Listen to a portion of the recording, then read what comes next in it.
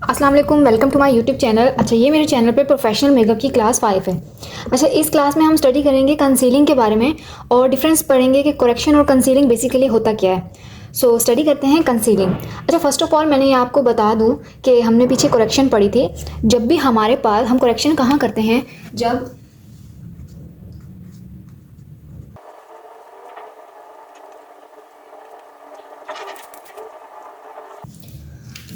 अच्छा देखिए, हम स्टडी कर रहे थे, हमने थर्ड स्टेप पढ़ा था। हमने पहले सारे स्टेप कर लिए, मॉइस्चराइज कर लिया, प्राइमर कर लिया। अब हमने पढ़ा था करेक्शन, यानी जब भी हमारे पास डार्क स्पॉट्स होंगे, पिगमेंटेशन होंगी, एक्नी के मार्क्स होंगे, तो हम उसको करेक्ट करेंगे।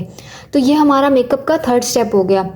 अब आपने ये याद रखना, देखो हर किसी का अपना अपना तरीका होता है। सो जो मेरा तरीका है मैं वो आपसे शेयर करूँगी। तो देखिए, अगर आपने करेक्शन कर ली, ठीक है। अब कुछ लोग क्या करते हैं, करेक्शन करते हैं। फॉर एग्जांपल ये ऑरेंज करेक्टर है, इससे हमने करेक्शन कर ली। अब कुछ लोग इसके ऊपर जो है कंसीलर लगाते हैं। अब जैसे ये कंसीलर है, तो कंसीलर बेसिकली इस चीज़ के लिए यूज़ नहीं होता कि आप करेक्शन करें फिर आप कंसीलर लगाएं। अगर आप ऐसे करेंगे तो आपकी जो बेस है वो केकी और पैची हो जाएगी। तो आपको इतनी केकी और पैची नहीं करनी, आपको बिल्कुल लाइट बेस रखनी है। तो अगर एक्नी वगैरह के मार्क्स हैं, आपने कंसीलिंग कर ली, उसके बाद आप डायरेक्ट फाउंडेशन भी अप्लाई कर सकती हैं। लेकिन आपने एक चीज़ है उसको याद रखना है कि फॉर एग्ज़ाम्पल अगर आपका शेड आइवरी है,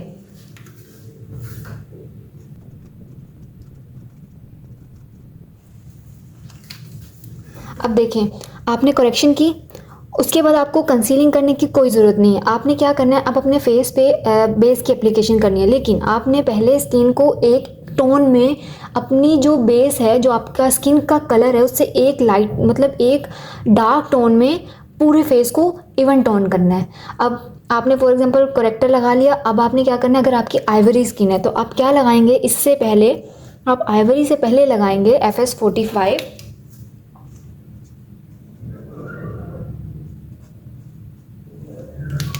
अगर आपकी स्किन का शेड जो है वो FS45 है तो आप लगाएंगे अपनी स्किन पे, पहले लगाएंगे FS38।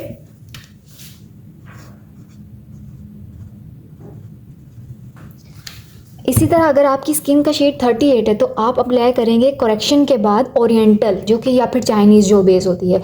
तो फिर उसके बाद आप अपनी ओरिजिनल जो आपकी फेस का कलर है वो बेस लगाएंगे।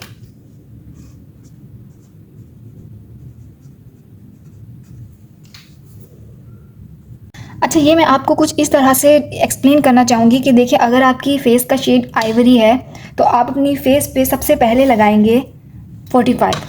अगर आपकी फ़ेस का शेड 45 है तो आप अपने फेस पे पहले एप्लीकेशन करेंगे 38।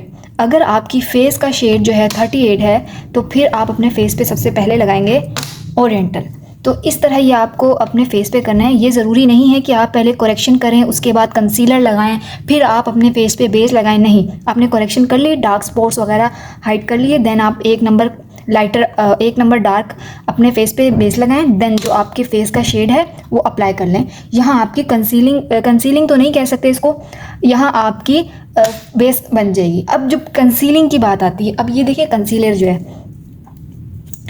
है ये बहुत फेयर होता है। तो ये बेसिकली आपके जो एरिया होता है आईज़ के नीचे और जो हाईलाइट का एरिया होता है, ये उसको हाईलाइट करने के लिए कंसीलर यूज़ होते हैं।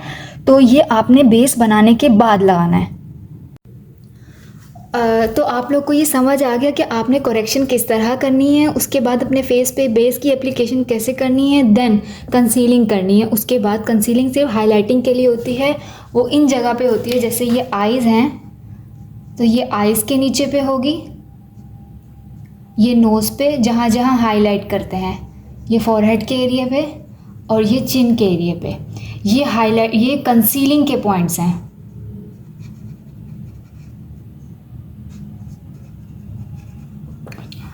ज़रूरी नहीं है कि आप करेक्शन करें देन कंसीलर करें फिर बेस की एप्लीकेशन करें। और एक और चीज़, अक्सर आपने देखा होगा कि कुछ लोगों के फेस पे बिल्कुल भी मार्क्स नहीं होते हैं, मतलब कोई डार्क स्पॉट्स, पिगमेंटेशन, तो वो क्या कर सकते हैं, सिंपल कंसीलिंग करके अपने फेस पे बेस की एप्लीकेशन कर सकते हैं।